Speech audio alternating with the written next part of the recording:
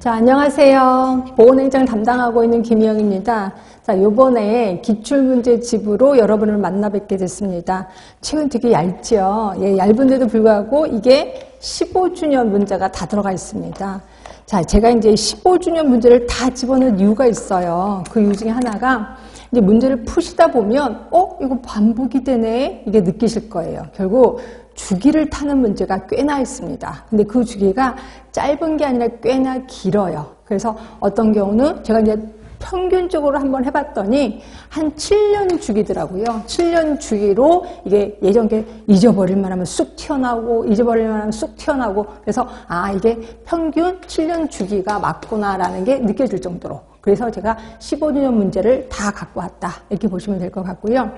자, 그리고 또 문제를 푸시다 보면, 우리 보건행정이 되게 어렵다고 하잖아요. 근데 되게 신기한 게 안 나오는 부분이 되게 많아요. 그래서 안 나오는 부분, 이건 영원히 안 나오나? 그거 하지 말까? 라고 생각하는 순간 또 한번 쑥 튀어나옵니다. 그렇죠? 그러고 나서 거기에 몇 년 쭉 나오다가 또 쑥 없어지고, 뭐 이런 식이에요. 그래서 모든 부분을 다 무시할 수는 없다. 언제 튀어나올지 모르니까. 그리고 그 주기가 아까 이렇게 없어졌다가 다시 태어나는 주기가 그 주기가 명확하진 않아요. 그러니까 얘가 쭉 안 나왔다고 해서 올해도 안 나오는 게 아니라 올해 나올 수도 있다라고 생각하시면 되고요. 그게 대표적인 게 경제 쪽입니다. 예산 쪽입니다. 그러니까 예산 쪽은 정말 안 나와서 제가 이제 예산할 때마다 여러분들이 이거 해야 돼요. 너무 어려운데 해야 돼요. 근데 이게 나오기 시작해서 지금 조금씩 나오기 시작하고 있습니다. 그래서 한 문제, 두 문제 이 정도로 좀 나오기 시작한다라고 보시면 되고요.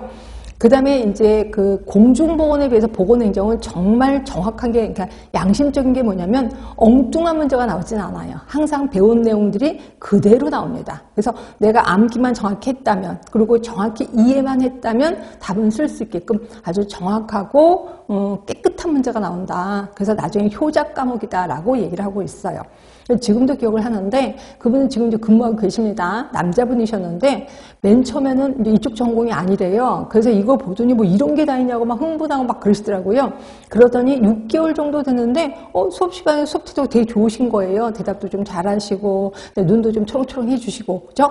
그러더니 1년이 딱 지나면서 이분이 일반행정 시험 보는 날도 가서 시험을 봤어요. 근데 일반행정도 시험을 봤는데 보니까 한 80%는 문제 풀리더라는 거예요. 너무 재밌다는 거예요. 그리고 결국은 합격을 하셨습니다. 그래서 이분이 하신 말씀이 공중보건은 갈수록 어려워지는 데 비해서 보건행정은 갈수록 쉬워진다. 그리고 어느 한순간 그 라인을 딱 넘어가는 순간 보건행정 갖고 논다라고 표현을 하시더라고요. 그렇게 쉬운 게 보건행정이라고 보시면 되고요.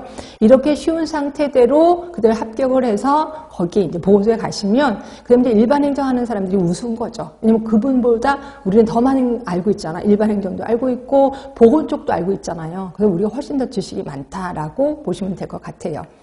자, 그러면 그래서 제가 항상 제가 그래요. 이론을 하고 그 다음에 문제를 풀어. 그럼 여러분들이 이론을 또 새카맣게 잊어버려요. 문제에 또 심취를 합니다. 그러고 나서 이거 배운 적 없는데요? 그럼 분명히 책에 맨 쪽 보세요. 거기 있어요. 라고 하면 본인도 신기해서 이게 이론에 있었구나. 이렇게. 그러니까 결국 이론을 문제에 접목하는 걸 잘 못하시더라고요. 그래서 요거는 요런 쪽으로 푸셔야 됩니다. 요건 요런 쪽으로 푸셔야 됩니다고 하면 굉장히 신기하세요. 왜 이걸 이런 쪽으로 풀면 풀리는구나. 전혀 그때는 생각을 못했는데 이렇게 생각을 좀 하십니다.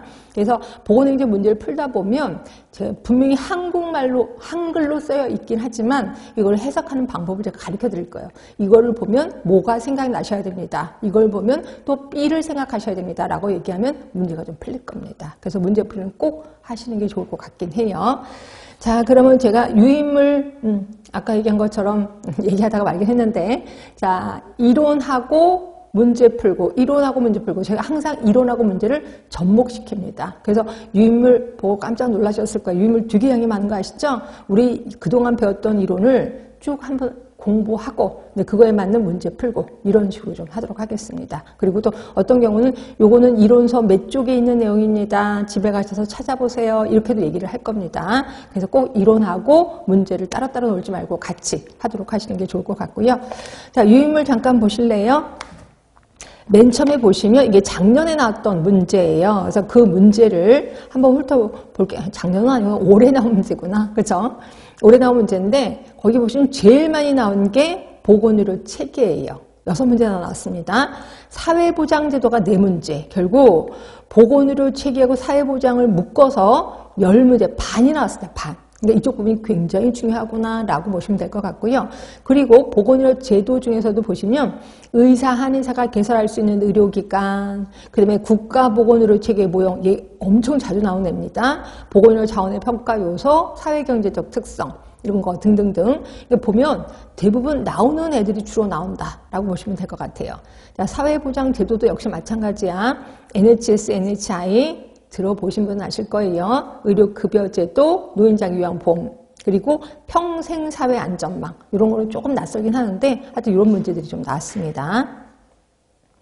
그 다음으로 좀 많이 나오는 게 이제 보건행정 조직 인사 부분이 좀 나오는데 이 부분은 양이 엄청 많잖아요. 그리고 여러분들이 또 힘들어하는 부분이 이 부분이더라고요. 왜냐면 이거는 일반 행정 냄새가 좀 나거든요. 그러다 보니까 조금 힘들어하긴 하는데 그 중에서도 좀 쉽게 이번에 나와서 비공식 조직, 그 다음에 근무 성적 평정 오류, 뭐 관대하 경영 여기 좀 나왔었고요.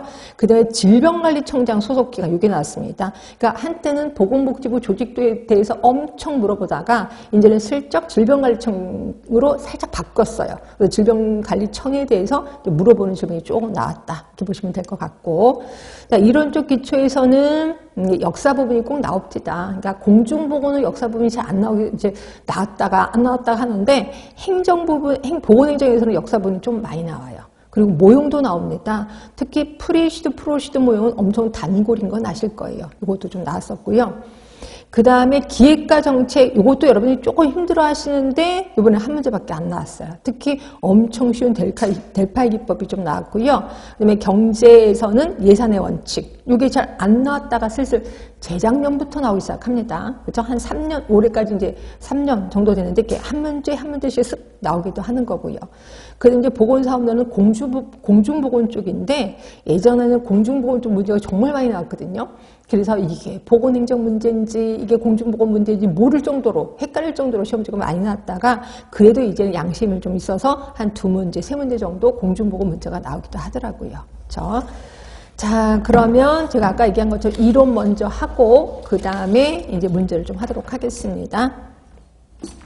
자, 보시면 이거 보세요. 공중보건 얘기가 쫙 나오잖아요. 예, 맞아요. 왜냐하면 공중보건의 원리를 국가 지자체가 실행하는 거를 보건행정이라고 하거든요. 그래서 공중보건부터 나오기 시작합니다. 우리 공중보건의 개념에서는 윈슬로우 교수가 제시한 공중보건의 정의, 조직적인 지역사회 노력을 통해서 질병을 예방하고 수명을 연장하고 결국 궁극적인 목적이 수명 연장인 건 아실 거고 자 그리고 무슨적 두 개 있었습니다. 뭘까요? 그쵸? 신체적 그 다음에 정신적 효율을 증진시키는 기술이자 과학이다 라고 표현했고요. 이 중에서 조직적인 지역사회 노력은 뭔데? 저 이거 외우시라 그랬죠. 그죠? 어떻게 해서든지 외워라. 근데 암기 팁, 나름대로 암기 팁이긴 하는데 이거 순서 이렇게 하라 그랬죠. 감염병에 걸렸어.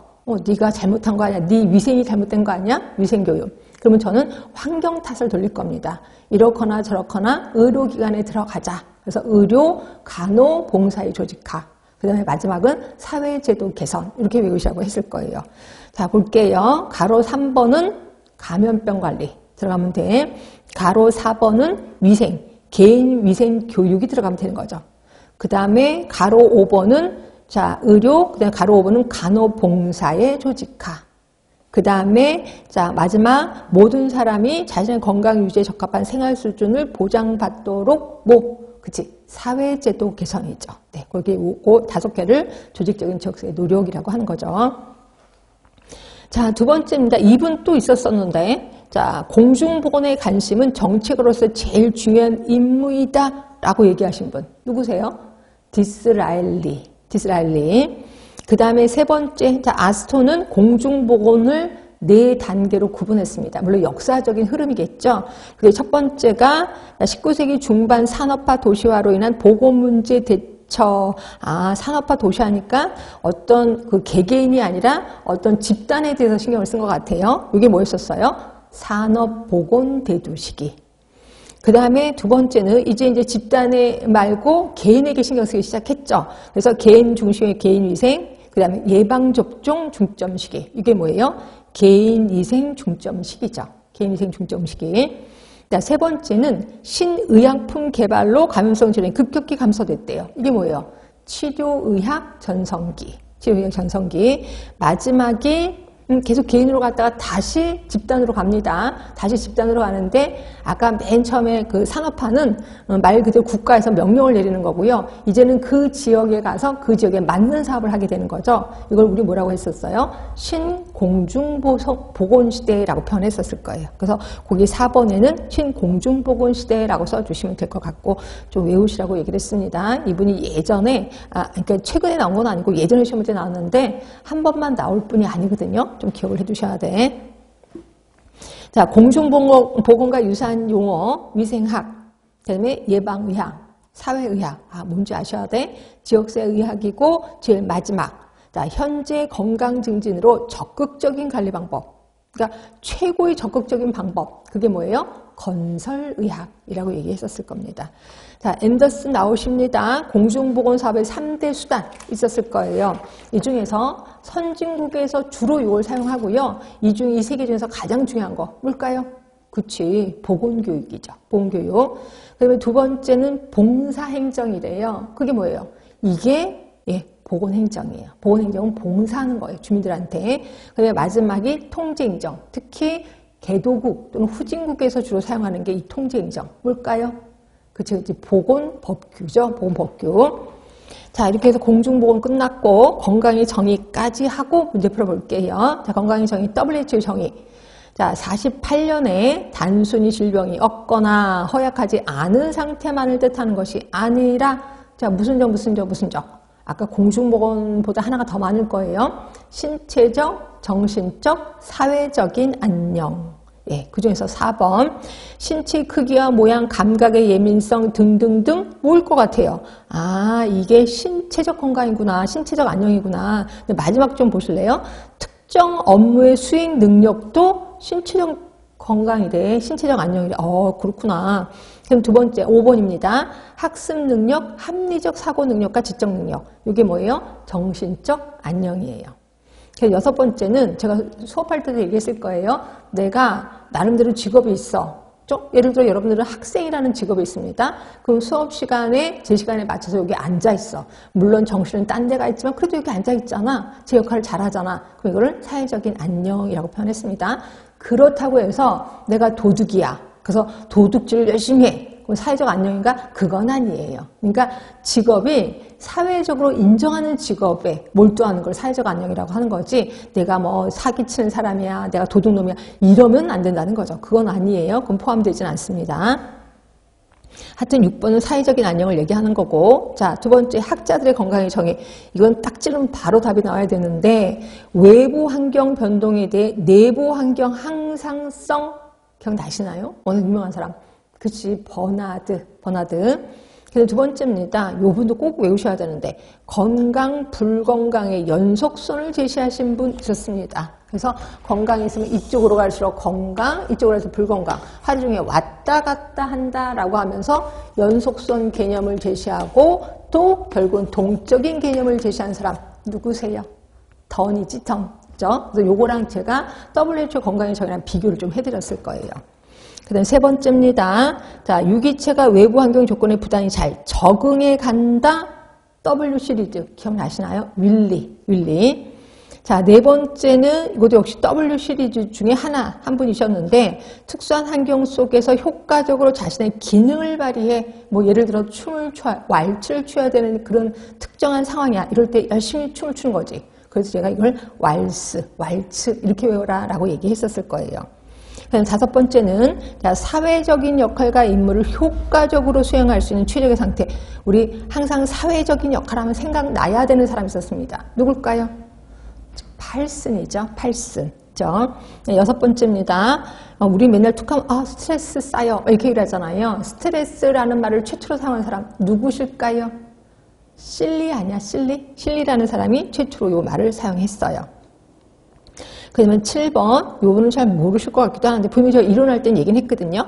건강이란 자연과 문화, 습관과의 제약 하에서 일정 리듬 속에 살고 있는 신체의 생화학적 조화와 통일. 결국 조화 통일에 대해서 이걸 유지하는 상태를 건강이라고 했어요. 이게 뭐냐면 시저 리스트예요. 시저 리스트. 시저 리스트라는 사람, 그러니까 조화 통일 이렇게 좀 기억해 주시면 되고요. 여덟 번째입니다. 여덟 번째는 거기 가운데쯤 보시면 좋은 건강 습관, 나쁜 건강 습관 요거에 대해서 얘기하신 분이에요. 이게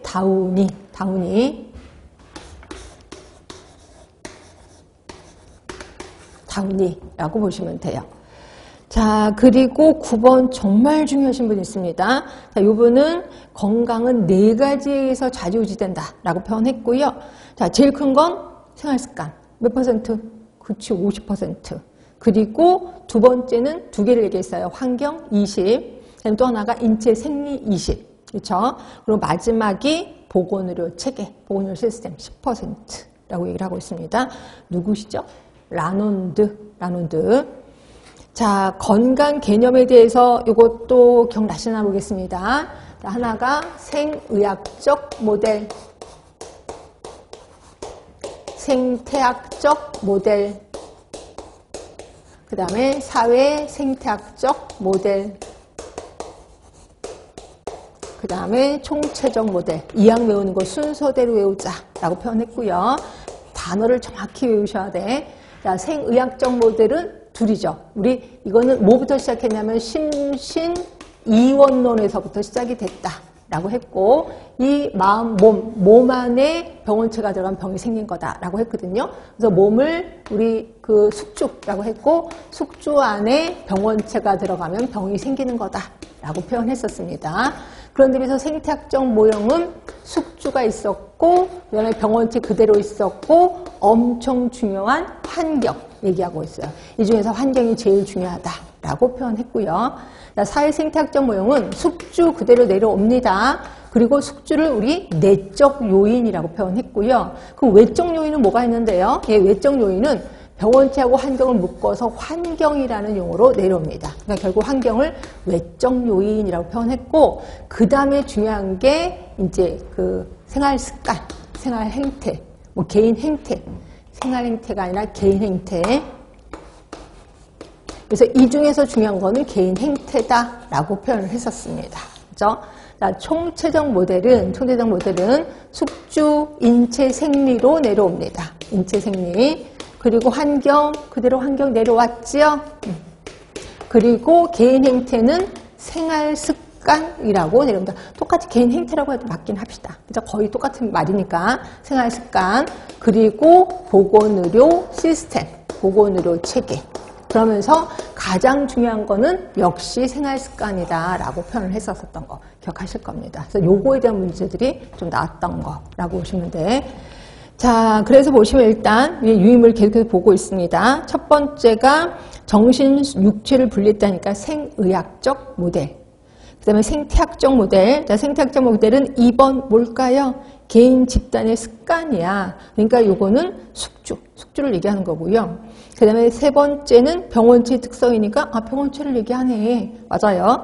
네 번째는 물리화학적 환경이니까 환경. 그치? 그래서 숙주, 병원체, 환경.